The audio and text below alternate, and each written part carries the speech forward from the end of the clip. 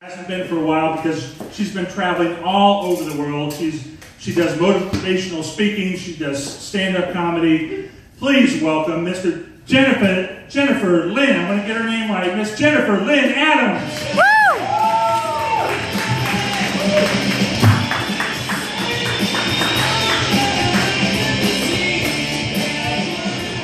Hi everyone. Hi. Can I speak to the light guy to make it less blue and more yellow? I'd like to look more angelic than Avatar. Well, I'm so glad to be here with you guys tonight. This is only my 4th time doing sit-down stand-up comedy. Yeah. Thank you. So typically in the past, I've had all my jokes in a perfect row and exactly the punchline. But today I decided instead I'm just going to tell some stories, and I hope that some of them are funny. So the first thing I want to start out with is I used to live in Miami. I actually just moved away a couple months ago, and I started getting really homesick. But instead of flying home, because to me, going back to see your family is like the last option. I don't know if it's like that for you guys, but I've always been a strong, independent woman.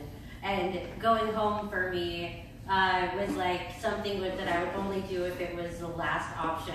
So instead of going home, I decided to fly to Sweden. And I just was obsessed with the country, and I planned to be there for the entire summer. I purchased a little apartment there through Airbnb. I planned to stay there for 2 months. And I flew in, and I was miserable right away. It was summertime, and it was really hot, and the room was sweltering that I was staying in. And I started to get even more homesick, but something that made it really challenging was that it was light 24 hours a day at that point. And my room was really hot, so I had a choice to either be cool or to have the room dark so I could sleep. And I was so uncomfortable, so I had the room light so that I could cool off, but then I couldn't sleep. And so after 8 days, I pretty much had no sleep at all. But what happened was I did end up going into a deep sleep. And you know when you're really, really, really tired and you haven't slept in a few days, I don't know if any of you have ever experienced that kind of insanity, but you have crazy dreams. And so I dreamt in this very stressful time where I was by myself in a foreign country, thinking that I was doing this strong, independent woman thing. And I dreamt that I was in the zombie apocalypse. And I was in some sort of some sort of hayride. And everything was gray, and everyone was zombies except me. And so I'm in the back of a pickup truck filled with hay. And I am thirsty and hungry, and I'm by myself, and I have no idea how I'm going to survive.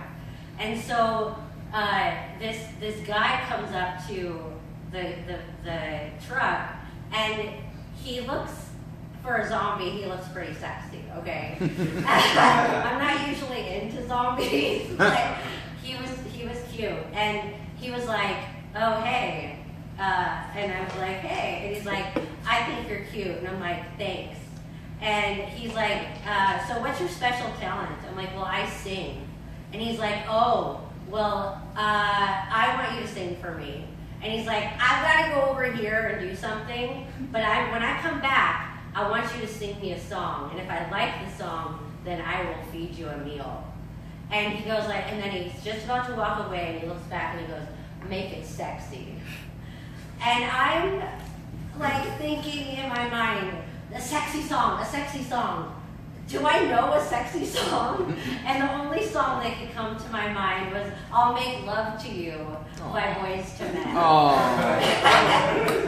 And I'm thinking, this like hardcore zombie guy, like when he comes back and I'm singing, I will make love to you like you want me to, and I will not let go till you tell me to. I think he'll be like, no food for you.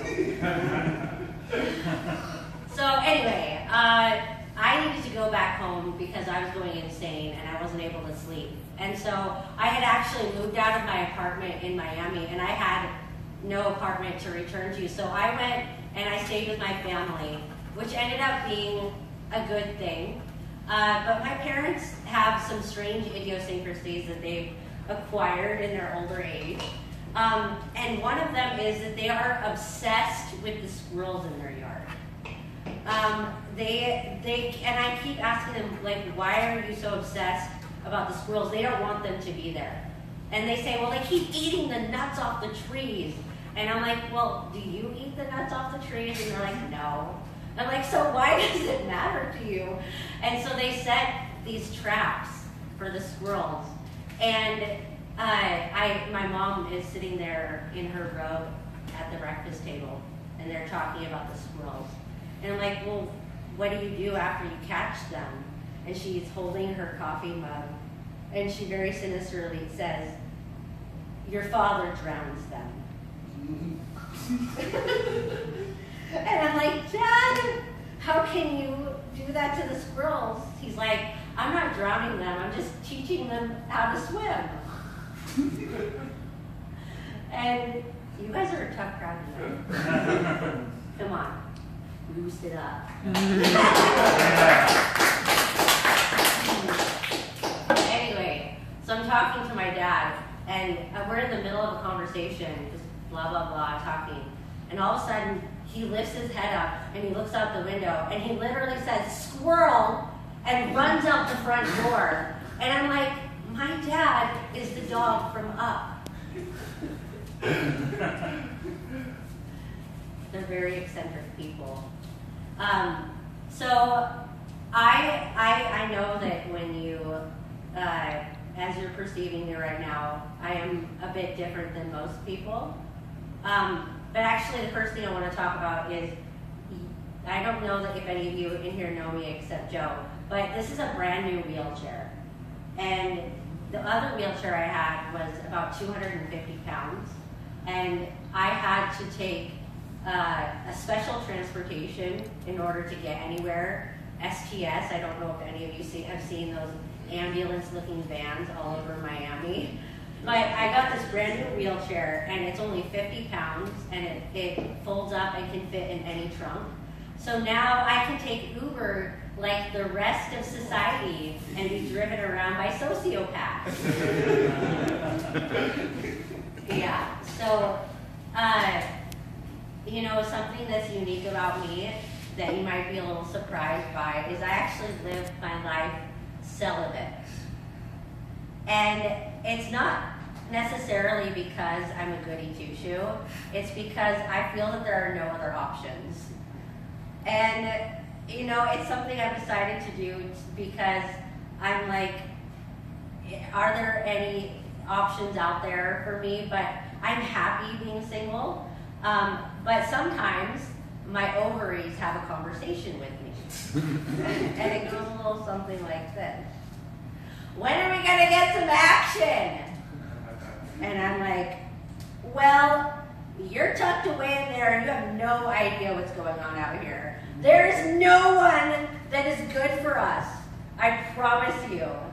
And they're like, we don't care, just anything, anyone. It's fine. And I'm like, well, there's a lot at stake. I mean, if you become a baby, are you gonna jump out of me and start changing diapers? I don't think so. So you, shh. And then they're like, ah!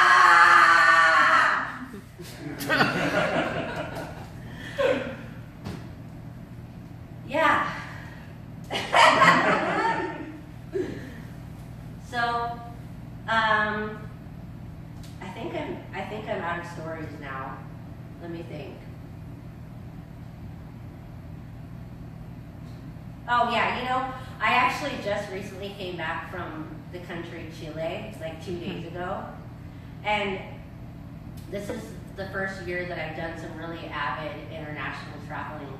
And I have noticed that international travel is kind of like having a baby, because you get there and it's miserable and it's awful, and you're sick and you're tired and you're sleep deprived and you're suffering.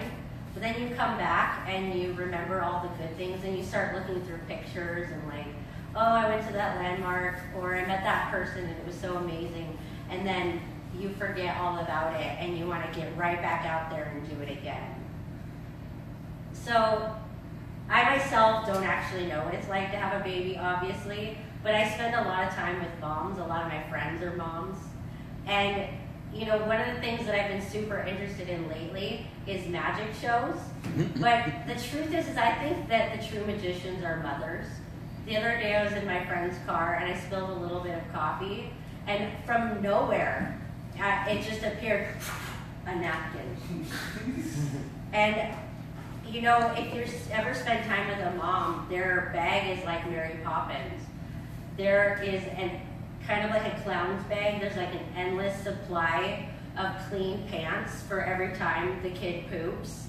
And you know, they pull out their a whole changing station out of one bag, and then a fully made martini in the glass with the olive intact, because that's what they need to get through. All right, you guys, you've been a tough crowd, but it's been fun.